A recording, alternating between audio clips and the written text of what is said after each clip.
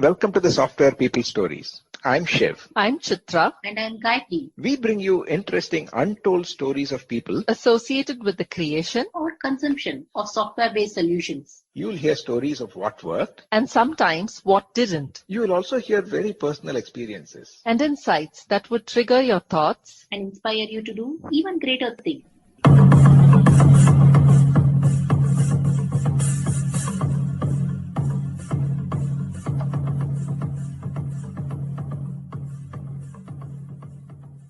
Before we jump into today's conversation, a special thanks to PM Power Consulting for encouraging and supporting this show right from the start. With over 1,000 person years of collective experience, PM Power has helped many organizations, teams, and individuals chart out their own journeys of excellence and make progress. Thank you, PM Power. Now, let's move to today's episode.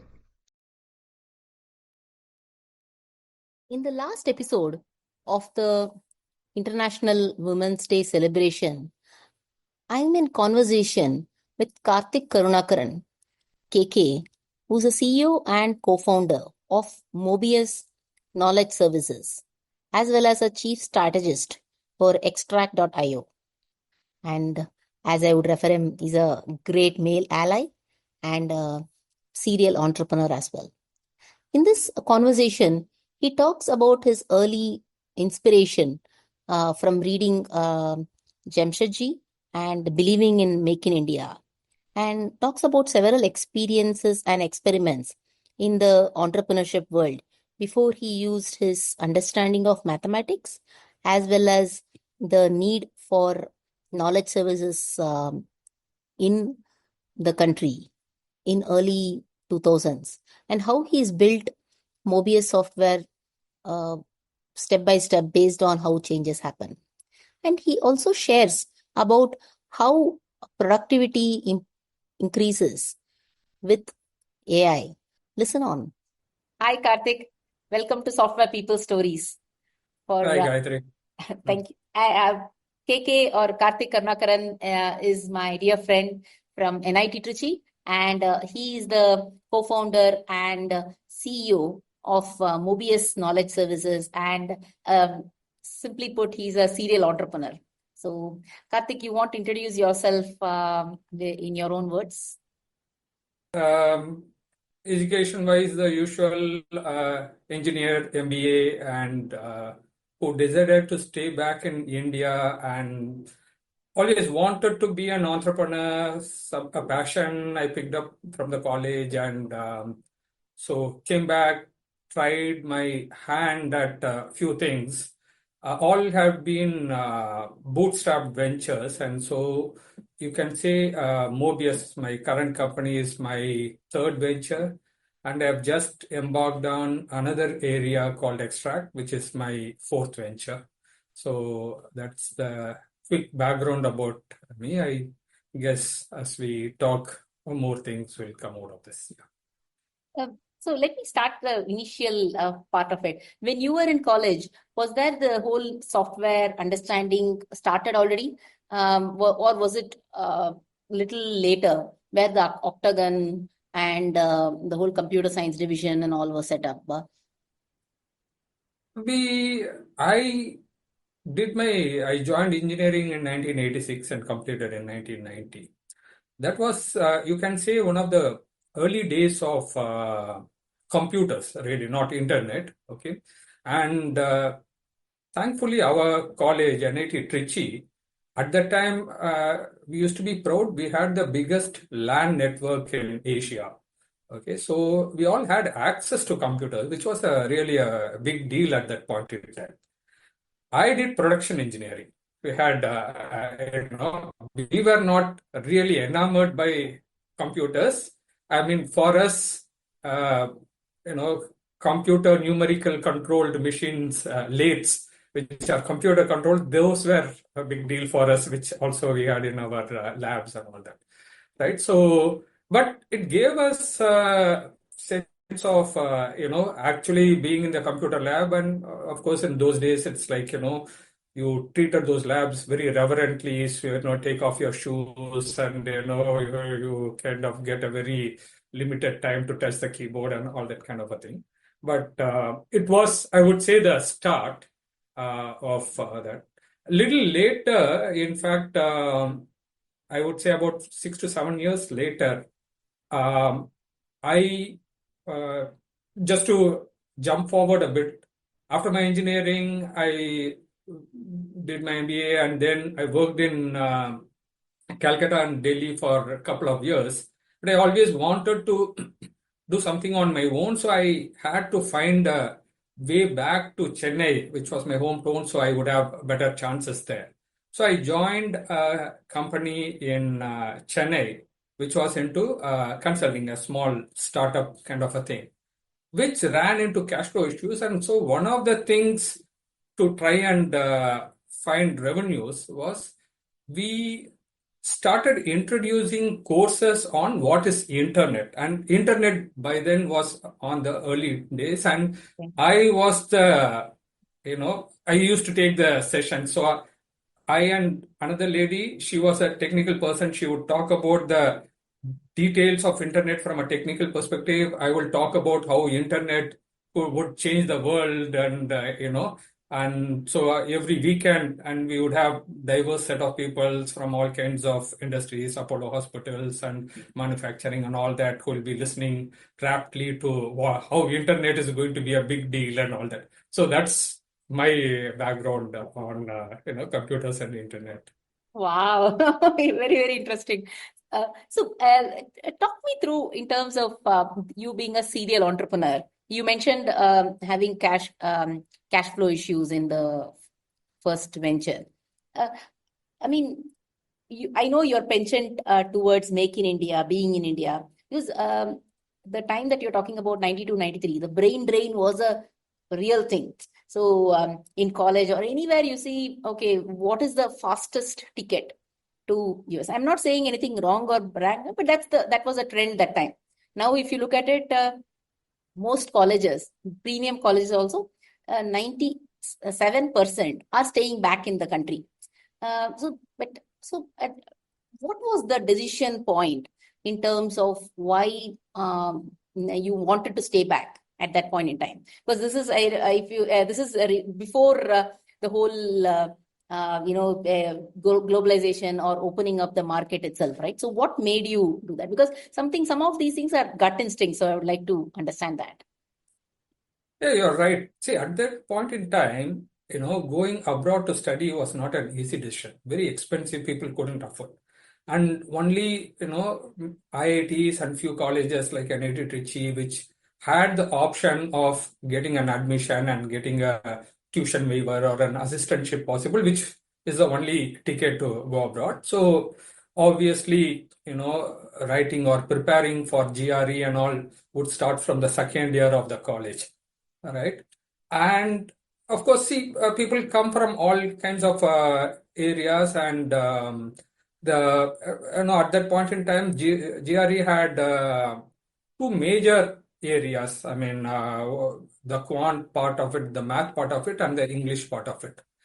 Being engineers, the math generally came, quite easily to everybody. English is where everybody would struggle. I had always been a very avid, voracious reader from young age, and so English, not the spoken kind, but the vocab and everything, I used to ace, and I was kind of among the top guy in my hostel, so to say, in that. So people assumed I would be writing GRE and things like that.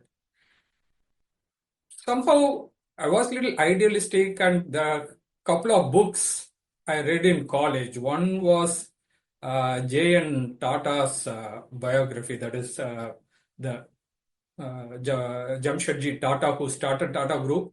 His biography was called The Creation of Wealth, which basically said that, when you start business and you are able to bring something new to the world economy and give jobs, that is how a nation builds wealth or something like that, right? That inspired me. And so I made a decision that, okay, I will not write GRE. if I write GRE, at that point in time, anybody who went abroad would never return because India had no opportunity and going abroad was a ticket, and then coming back was nearly impossible.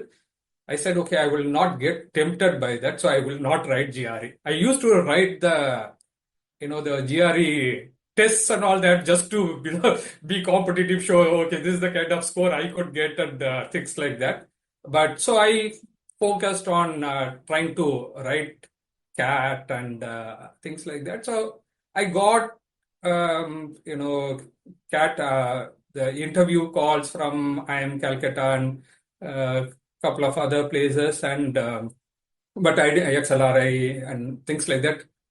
I couldn't get through. At that point in time, the confidence and the spoken, the bluster kind of, ability wasn't there. So I didn't make through the interviews. So I tried one more year and, got into it. So the answer was that just that something in my, this thing saying that, okay, I will be able to write CAT and get through, and I should be able to make it in India. And therefore, I said, okay, I'm not going down the GRE or the US path. Wonderful. It's so nice to hear your story, KK. So, a couple of questions I have from that. You mentioned you are very good in Max, and Max came automatically to some extent, not necessarily, but this is a city of Ramanujam, and some of it came. And you are today running a Max and data science based company. So, can you, share your journey, how that sort of, career arch came about? Hey, it had nothing to do with math or engineering, really. So the career path, as I said, I wanted to do something, my own, entrepreneurship. The very middle class, and in fact, family was in little dire straits by the time I went to, going for higher studies and all that. So I had to take study loan and do that and pay it back, etc. And so once I did that, then I wanted to start something. Of course, I didn't have any money to invest and things like that. My college friends, connections, that came in handy. So a friend of mine from engineering was based in Trichy and who came from a business family who was running a computer center in Trichy, AppTech at that point it was called, and he was looking to do something in Chennai, and so I joined with him, putting in my effort as a sweat equity, and we got an opportunity for computer education for kids. It's an American company, and we took up the first franchise in India, in Chennai. It was a very unique one, but it's daunting in the sense at that point in time, I'm talking about 95, 96 times, we were charging 10,000 rupees for a weekly 1 hour class for kids who might be from LKG to 10th standard kind of thing. So weekly 1 hour, 10,000 rupees was a pretty big money at that point in time, and but it was quite interesting. So we were able to convince. So that was a time where my thing of trying to actually sell this, and I even used to take classes for the kids and all that. In fact,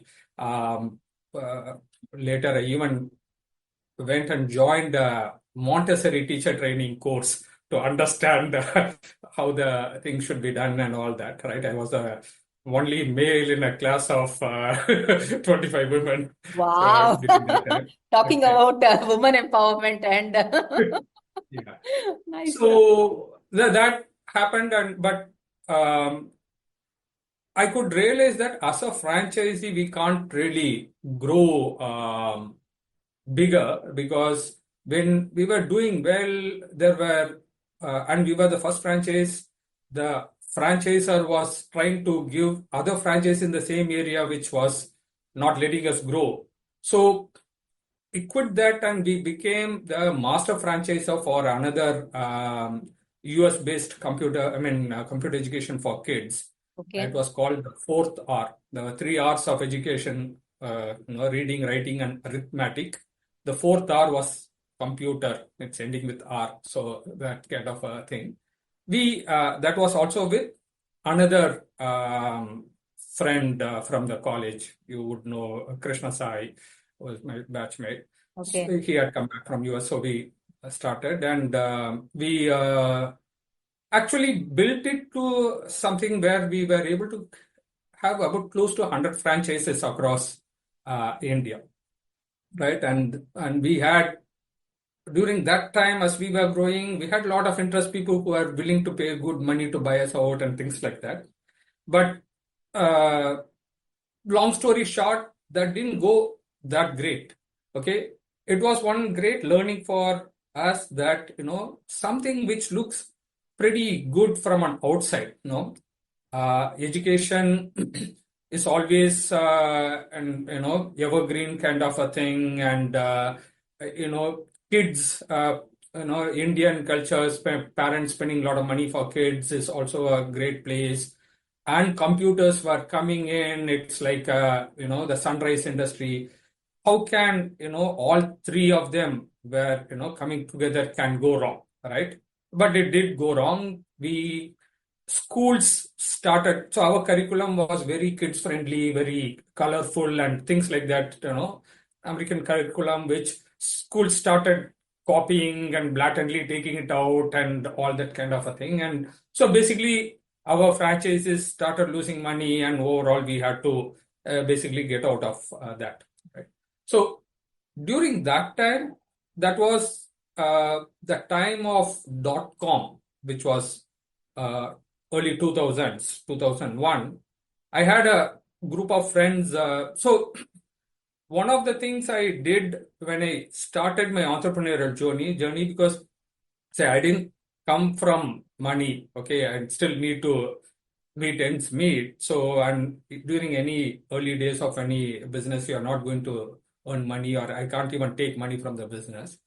So I used to be the coordinator for a MBA education course, which called IMS, where they used to do the group discussion and interviews. So I used to coordinate that, basically get other MBAs who will come and give Gyan and things like that, just giving me money.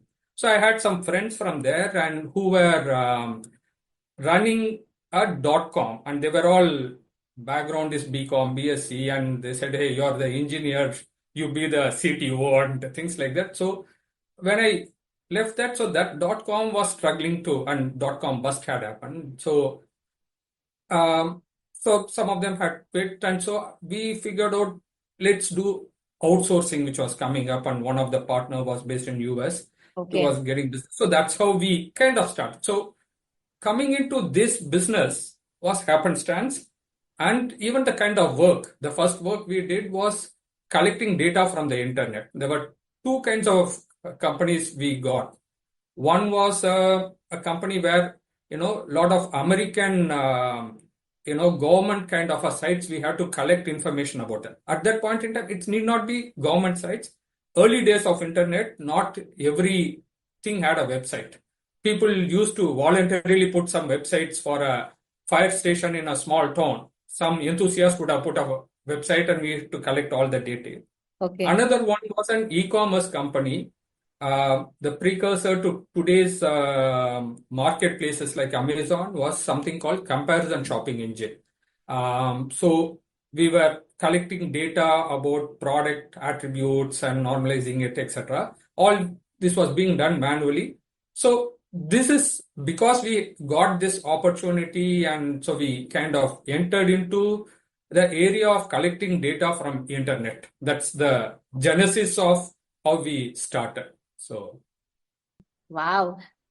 I mean, see, even now, Mark Zuckerberg, when the whole open seating arrangement they keep talking about, people give less credit to the happenstance, hard work, actually serendipity, if you will, right? Just the fact that you had connections in doing coaching, doing debating and stuff. It's a very, very, very interesting view in terms of connecting with your co-founders. Because as part of Sangatna Angels, many times when I meet with women entrepreneurs, one of the first things they keep saying is the hardest is to meet like-minded co-founders, because it's almost it's a marriage. And unlike a marriage where you spend some part of time, this is like your own growth and everything comes together. So I'm very impressed in terms of you have met your co-founders with multidisciplinary skills at that point in time. So that morphed into Mobius software, is it? Okay. Yeah. Okay. So yeah, so that we had what was the remnant of a .com which we converted. At that time, I think it had about 5-6 people left. So we started with that, and I took over, basically setting up the operations, figuring out and things like that. Today we are about 1,000 plus people, primarily on the data space. We also have some about 100 odd people in the software side of it. But over that, it was a lot of different things. See, when the initial projects we got was about data collection from the web. And over time, when we tried to go and sell this concept to somebody in US, they said that, hey, yeah, I can see that there is a lot of data which is interesting, which will be available on the web. I know it. I can search and find it. I find it even difficult to tell my colleague who is sitting on the next seat. But you guys are saying you are the other side of the world, and literally there's a day and night difference, and how would you be able to do that? Which was a difficult thing for us to go and convince and do that, because we were also figuring out who needs this information. One of the things we could say this was that, okay, while there is information on the internet, and as an individual, one could go and get it, right? If I take two persons, A and B, and give them the same problem statement, one person can take 20 minutes and another person would take 2 hours, and both could come up with kind of different answers for the same thing. But in an organization, you can't have that. You need some amount of consistency in terms of quality, accuracy, and the time taken and all that. It needs to be predictable. And we said that, hey, we bring this industrial scale web data research and extraction. And slowly that from manual, we had to bring in more technology, and with internet. See, internet itself kept evolving, changing, a lot of things in terms of technology, what kind of data which comes in, user behavior, multiple things, legality, and all that kind of a thing. So we had to also be on our toes and continuously evolve with that. So yeah, that's the background of how we came into it. But later what we realized is that it's not just about data from the internet. The data from the internet is all unstructured format in different forms and all that. How do we bring in automation, okay, and to take data from unstructured format to structured format? And that means it need not be from internet, it could be from internal corporate documents, contracts, and things like that. So bringing in artificial intelligence, machine learning, etc. Those are some of the things we had to be very early. In fact, that was quite, and we had a famous maths professor from college who used to remember all everybody's names even decades after and all that. He had retired and settled in Chennai. We got him to consult. We gave him this, okay, these are some of the data extraction kind of research papers. Understand that and teach us, because we didn't know statistics and things like that. And then we got an IIT Madras professor. Today he's a chair of the AI Research Center, Dr. Balraman Ravindran.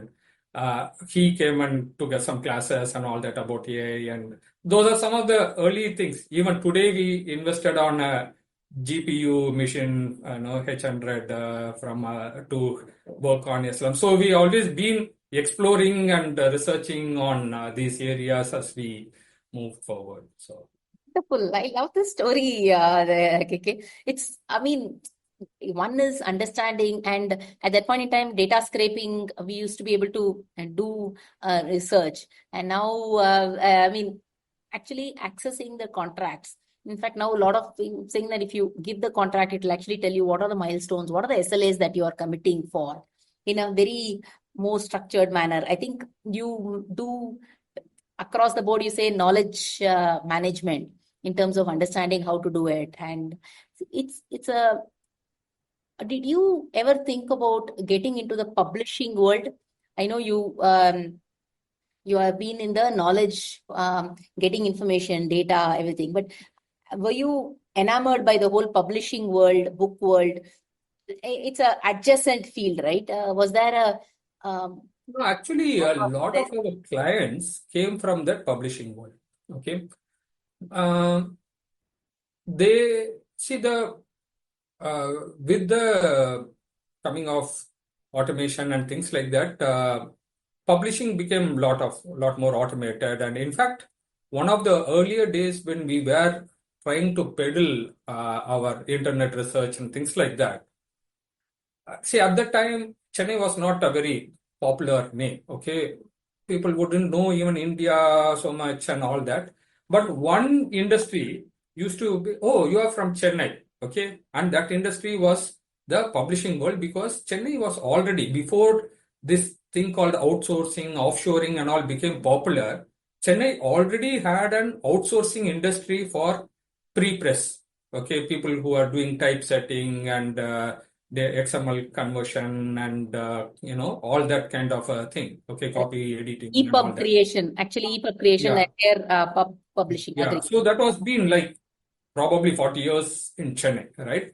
So we were into that. See, but what we kind of pretty early decided was, see, we wanted to be a horizontal. Really, if we say data is where you are basically collecting lots of bits and pieces, you can say bits and bytes or whatever, right?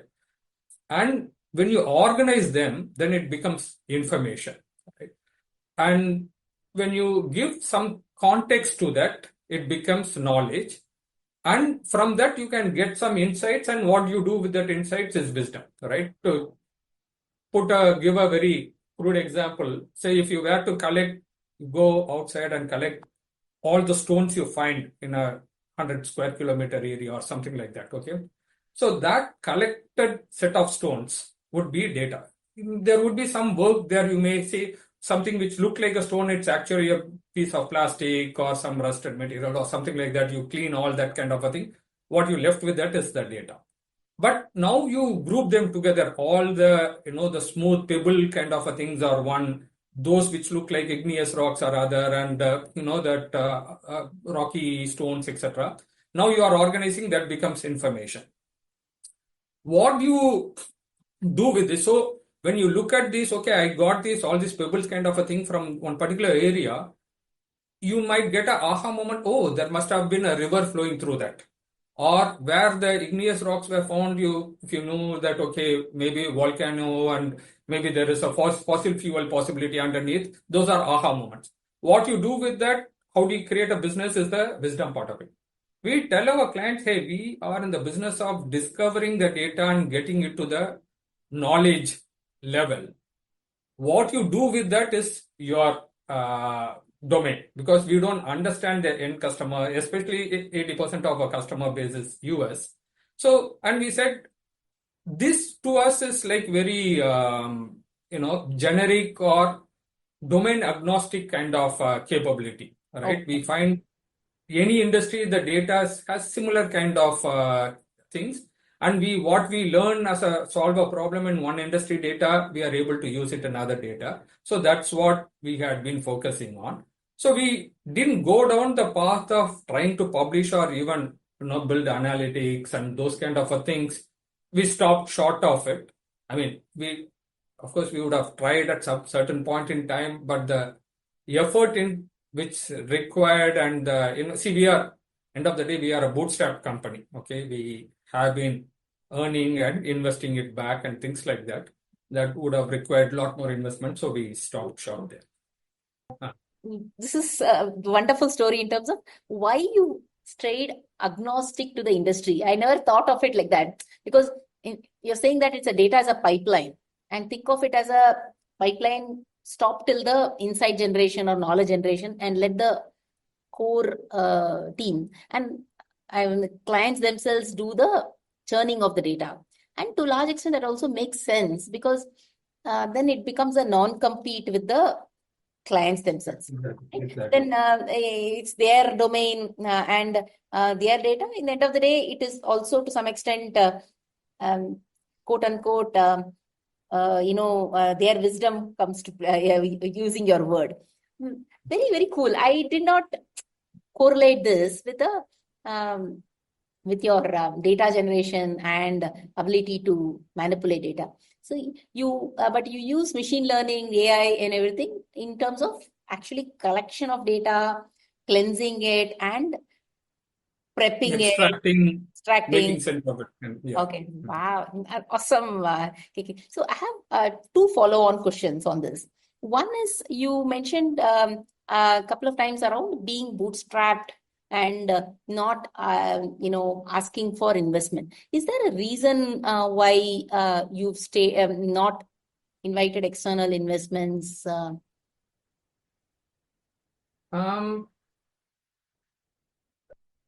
Not really, in the sense, see, it seemed a lot more easier to be the boss of your own destiny without, somebody breathing down your neck. Certainly it helps. But the second reason was that what we were doing, we were growing, but not like growing in a rapid pace. See, as a services company, and we were very India focused. See, normally what happens is that in the tech world, you will find that many of the companies had been built with somebody, either who's a guru in one particular area and who has other connections, is able to say, things like that, or somebody who has access to the customer base. Okay, a lot of times you'll find Indians, people of Indian origin who are based in US who have access to that, or their brother-in-law, whatever, right? And they come and do that. We went into it kind of happenstance. We've been very Indian company for long. We didn't even have people in US and all that. And the sales part wasn't our core thing. So we were not really growing at that kind of pace. So trying to get an investor come in and do that wasn't high on our this thing. But today, the other company which I started, right, which is basically a technology platform. All this automation we have done over 20 years across different industries on all the learnings and things like that, that has given us a capability, and especially after the coming of Gen AI, it has given us an opportunity which we think is very, 1,000 times bigger than this opportunity. And then we would be actually competing with real, global leaders, and we would need funding. We will, hope to go for funding in the near future for that. But I thought the services business was good enough with whatever we were able to generate in terms of cash. We could grow, and I think that was, yeah. Yeah, makes sense as a rationale. The growth of it, as well as it is self-funded, it doesn't need a lot of interference. It's a balance in terms of how much interference are you ready to take. I had two more questions. One around you were the key program head for our global alumni meet, and you're also a male ally for women and women in tech and KK. So how did that interest start, or has it always been ingrained in you? I wanted to ask, and second question is around economic empowerment. So that's first question you can, then we will go to the empowerment. I had two sisters, so basically I was, but more importantly, so when I started the business, right, when I said I started with this computer education for kids, right, initially I was a franchise, and then I had, became a franchisor, but we had our own centers in Chennai, Bombay, Calcutta, and Delhi, okay, and I was running those operations. So these were all primarily, it was only women who were employed. They loved teaching kids and who were the part of that. So it was always along with them. In fact, when we started off Mobius and during the initial days, right, until COVID, our offices always used to have crash. And this is like, I'm talking about, 20 years back, right? And I did find, it was not just pure altruistic or something like that. I did find that there is a good opportunity for talented women who had taken a maternity break and for them to come back. And see, all said and done, I found that, if their kid was within their thing, so we used to have, a CCTV camera, and from their desktop, they can see what's happening in the creche also, okay? And they just, going during a break, going, talking to the kid. And it used to be also fun. We'll have, lot of kids coming into the workspace and hanging around and things like that. So that's the kind of a thing. Was also, obviously it's 50% of the population and great talent. And so why miss out on something, right? So that was the thing. In fact, today, we have a rural center, okay, some in between Tirunelveli and Tenkasi, which is with a partner, it's a joint venture, a local partner who's running a captive center for us. We have about 450 people, 95% are women there. Wow. Right? And it's, and again, it's a win-win, great economic sense.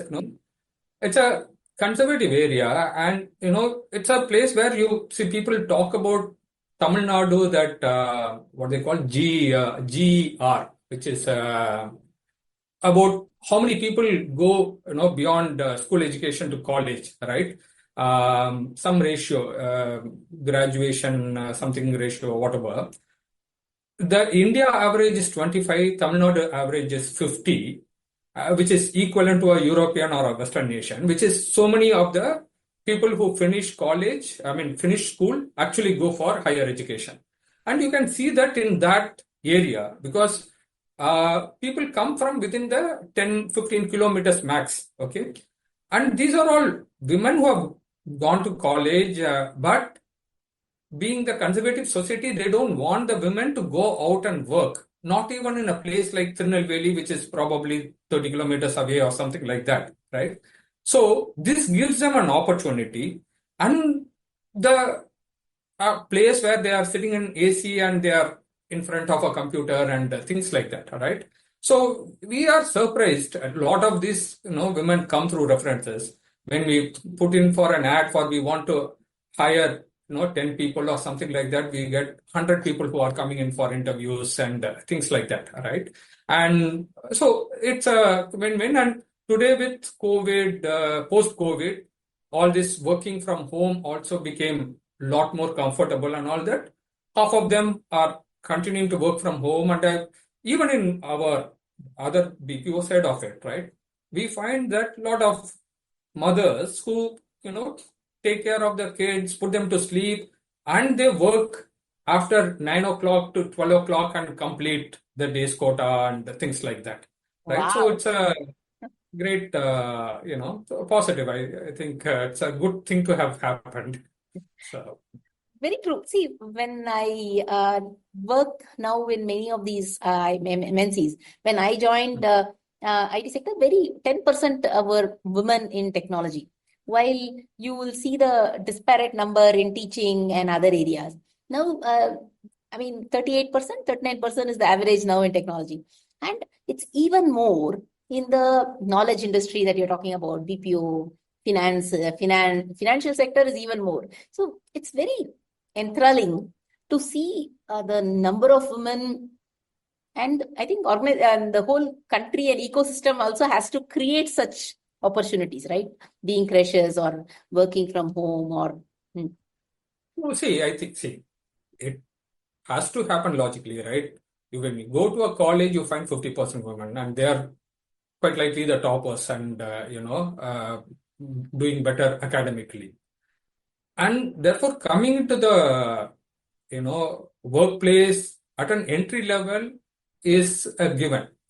What's still a big challenge, including our organization, is that at the leadership level, right? The workplace has been designed, as they say, the original organization was, the org structure was designed based on the Roman army, is what they say, centurion, decurion kind of a thing, pyramid structure and all that. And the entire thing was built, army was entirely men, and the org structure was built from a men perspective and things like that, which is causing people to, how do you promote people to come to the top of this thing, which for whatever reason, okay, even my current organization, in fact, we are just put out a, job advertisement for a senior role who will, do business development and things like that. We talked with our HR, so we have, women preferred is what we have put. Normally in the sales role, we wouldn't have, but, we need to do something about our top management ratio and things like that. So we have just put that. We don't know. End of the day, who suits better will get selected. But some amount of that is still a gap area, I would still say. Yeah, I think a leadership position definitely is a gap. I am seeing the same in the women running firms. But it could be small, big, but number of people who are ready to take that risk.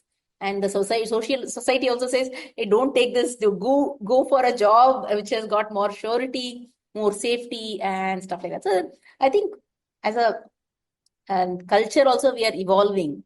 And after all, women started working or in the workplace only for last 200 years, while we've been working in general for more than a couple of millennia. So, one tangent, please, if you don't like to answer, it's okay. I know you made a very interesting post a couple of years back in terms of identifying co-founders and in the financial sector and in the same data space. If I remember correctly, I think 3 years back. And there were quite a few people who said, who may have come and asked you, how are you interested? And you are one of the social causes is also around economic empowerment. How do you move people around and servicing people? And initially we spoke about Make in India. So how is that as an idea evolved? Or was it a good experiment at all when it came to it? It was an experiment, and I would, frankly, it didn't work that well, right? So the idea was that, at that point in time, I said, okay, I have been doing this and, a lot of capabilities. There are a lot of areas where using the kind of capabilities and, solutions we built, there could be certain niche areas, a new product or services could be done, and, we were willing to help with the, incubating it, including our technology and the initial funding and all that kind of a thing. So we basically were looking for, okay, somebody who's a founder or a, entrepreneurial kind of a thing. What we did try a couple of things which didn't go well. One, I realized is that, people who, they are not willing to take that, total risk or this thing. They are expecting certain amount of salary and things like that. So we are not a venture fund or whatever, an aggressive kind of, what's happening on the investment, etc. So I found that it was more a little bit of people were thinking more managerially and things like that, are not really entrepreneurially, and it didn't go forward. So we explored 2, 3 areas, and that didn't work. So that's the point when we were trying to put co-founders, see whether we can, uh, initiate this thing, so incubate something and something can go, and we would have equity in that and things like that. See, one of the things is that you need to have ability to persevere is very important for an entrepreneur. True. Okay, things will never go the way you want, right? But you should be willing to take the pain and do that, right? So if somebody were to say that, okay, hey, I'm putting my effort, I'm not 8 hours, but I'm putting 10, 12 hours of effort, but things don't go well, you continue to fund it, wouldn't cut ice with somebody like us. I'm saying that, okay, hey, if things don't go well, you also take a cut or something like that and do that, because show that there is a downside for you also. So we are both going on that. That kind of, it's a question of we didn't find the right kind of such people. And also, we didn't have, our thought was that we will build something and then that person or group would be able to take it to a VC and get further funding and do forward. Maybe we didn't have enough experience in that kind of fundraise kind of a thing, so we couldn't also really support those kind of things. So, but that's why I kind of decided now, let me not do that, something which is much bigger opportunity now with our automation platform. So it'll be our own venture is how I'm looking at it now. Okay, very nice, KK. Because see, incubation or right now we people call this as a venture studio, where you take 20-30% of it. It's by itself is now off late. I mean, I'm not saying it. A lot of it is considered not for profit.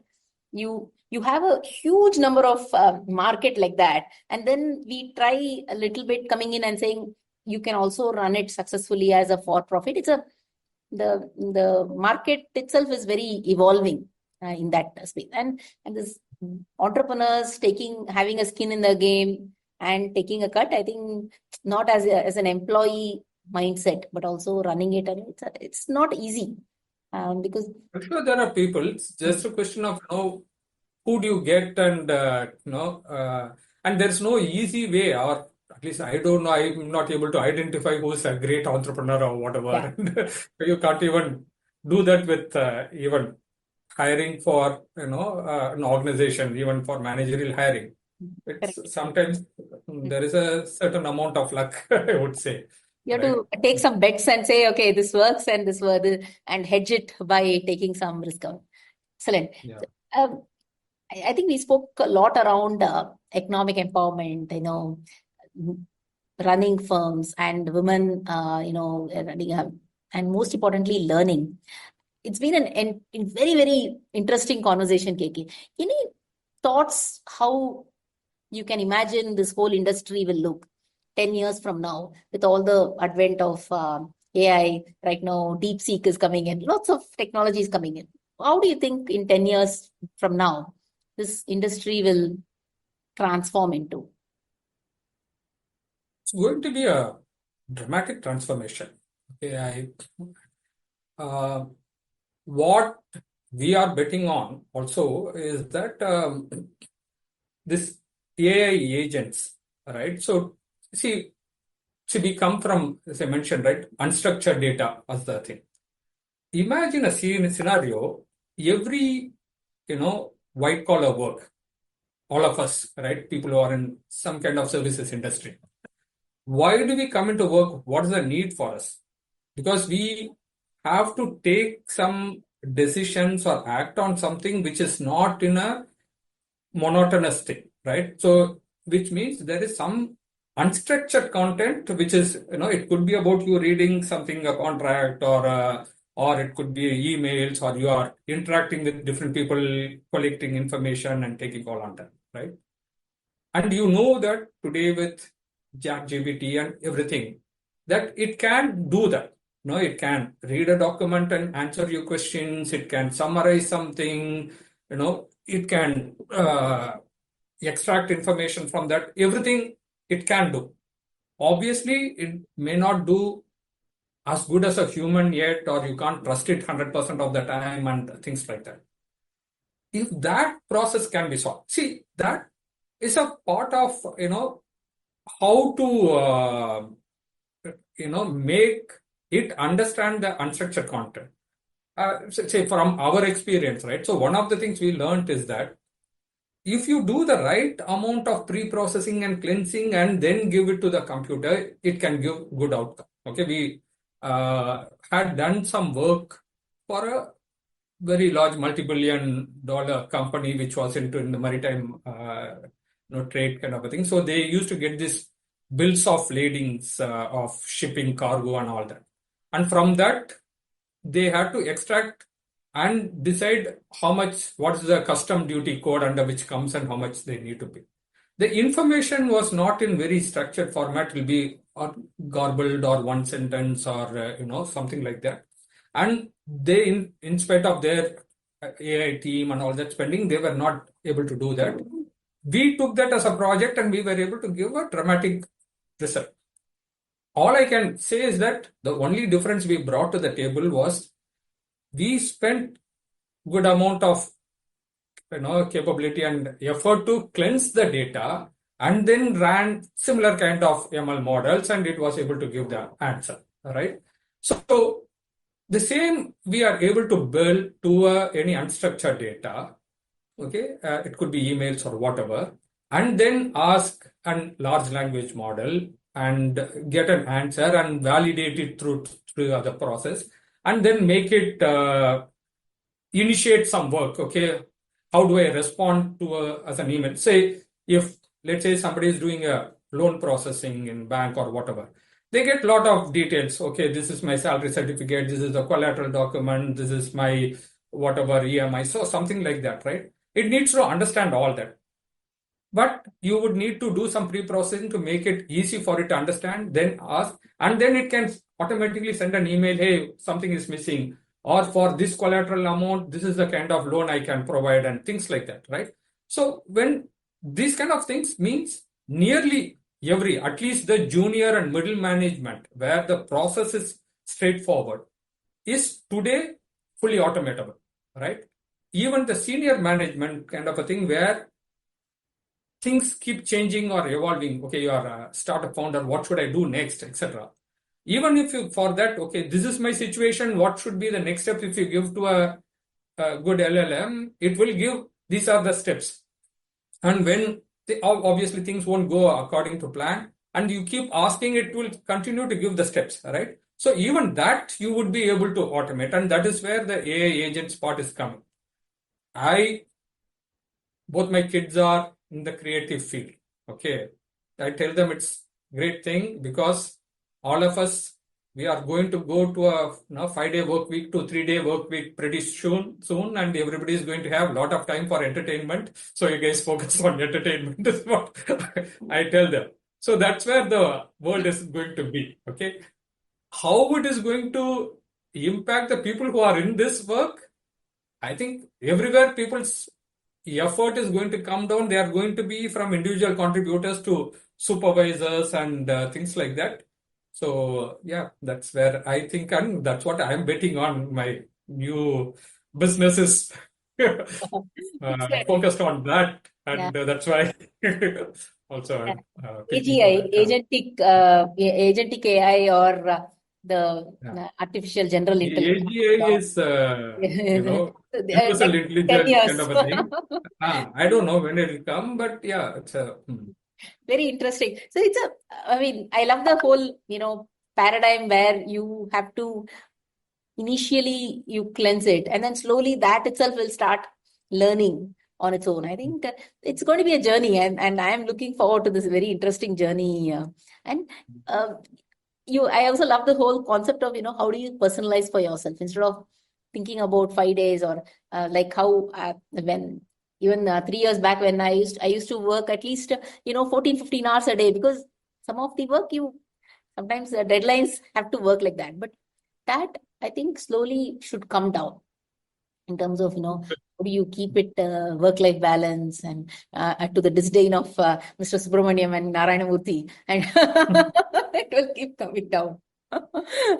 They're just saying that you need to do that to get to that, to be among the first in the world. Otherwise, probably you will go to eat your dinner. So. Any thoughts that you want to share? Any pieces of advice you want to share, KK? I have completely enjoyed this conversation thoroughly, and want to see any advice for advice for our listeners. Most of our listeners are from the software technology space and ITES space. And any thoughts, question that you want to share from your career journey? I think so. It's an entrepreneurial perspective, I would say that perseverance and trying to be. So I have always been somebody who has been looking at the bigger picture and trying to do that. So sometimes it may be that you are not fast enough, so you are not that great tactically, you are more strategically, okay? Therefore, you will miss out on few deals and things like that. I think that's a call people need to take. But I've also seen people who failed who are very, very tactical focused. Especially if you want to be an entrepreneur, you need to spend time to build something. It will take a little longer. If you are deal focused, then there will be a chance that you may get one or few lucky things, but the things will break over time. So that's a very high level thing of try to keep the big picture in mind, and don't worry if few areas you are not getting the same kind of risk and stuff like that. And in the young age, right? So it's a always a compromise. See, you are coming from a good engineering college or a good B school or something like that, right? So you will have people who are, passed out with you who are earning much, much more and affording bigger cars or whatever and things like that. If you are, that's what, willing to take a slightly long-term view and things like that, still things may not work. One of the things I read very early in the things which stayed with me, especially from an entrepreneurship, is that people who took some risks and failed, they were much more happier than people who wanted to do but never took that risk, and after some time and in their 40s or whatever felt they can't go now or something like that, they had a much, much more bigger regret or something like that. So I think, and today's world, I think it's pretty easy for you to take the leap of faith, do something, fail fast, and then take a call whether you want to go back or something like that. So live for the today, not think. That's the whole thing, right? Unless you take the bet and find out if that works or not, then otherwise what is the point in thinking that, oh, I could have done or I should have done, could have, should have, never. Thank you, KK. I also love the being strategic and working in the now keeps you on your toes. Sure. Thank you so much, KK. Appreciate it. Love this conversation. It was interesting. Thank you so much. Okay. All right. Thanks, Gayatri.